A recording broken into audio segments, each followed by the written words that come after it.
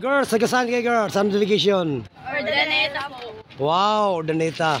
Guys, tingnan mo yung YouTube channel natin. Tingnan mo, dito. Aeros Travel Vlog. Nakikita mo, wala ganong customer ng oras. Pero grabe ang mga order. Kasi ang bawat isa minsan nagdala ng 30 ka piraso. Meron pa nga 163 piraso. At wala nang tayo magluto. At ito, tingnan mo. Kung kanina, Jollibee. Yan ang madaling umaga, Jollibee. Wala nang tayo magluto.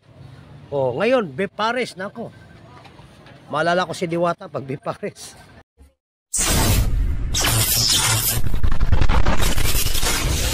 Don't forget to subscribe. Si Bayramel, grabe talaga. Oh, nagpunta siya kasi wala lang time.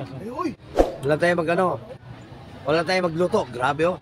Yan si Bayrayan, si Bakla at saka si Palok. Grabe guys, mga superman nito.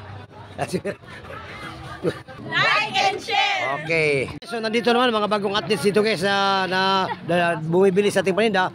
Hindi, taga saan kayo? San Fernando. Wow, grabe ko. Anong laro nyo? Athletes. Wow, kumusta naman laro? Okay lang po.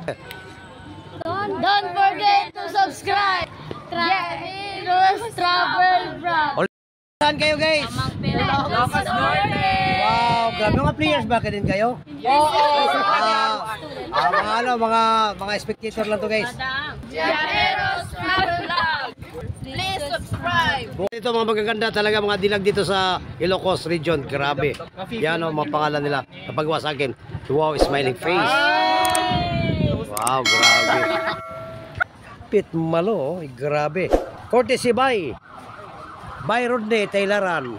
Girls, saan kayo girls? Saan delegation? Urdaneta po. Wow, Urdaneta. Guys, tingnan mo yung YouTube channel natin. Tingnan mo, dito. Walang tulog to, grabe. Orderan ka naman 200 piraso na t-shirt. Grabe, so, bay. 200 piraso. Ha?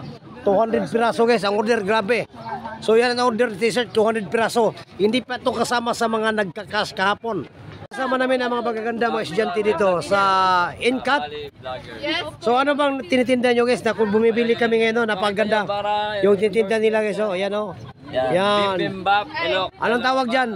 Ito po ay Ilocano rice ball inspired by Bibimbap Korean, and this is called Plato de Ilocano po. This is our business po from NPrep. We are from InCut, which is Ilocos Norte College of Arts and Trades, grade 12 CC po. Wow, that's so nice to hear. So when you start that business? We just started our business last month. So yes, that's good. How's the income? How's the sales? Since we're still beginning to sell this product, we are expecting a lot of buyers for this because this is a solid and budget friendly and nakakabusog talaga to and made with love. How do you feel that we really patronize your products? How do you feel that we patronize your products? We are the group of Viajeros Travel Vlog. We feel very enthusiastic and very grateful po for promoting our product, and hopefully mas marami pa ang mabebenta namin. Okay. Don't forget to subscribe and share.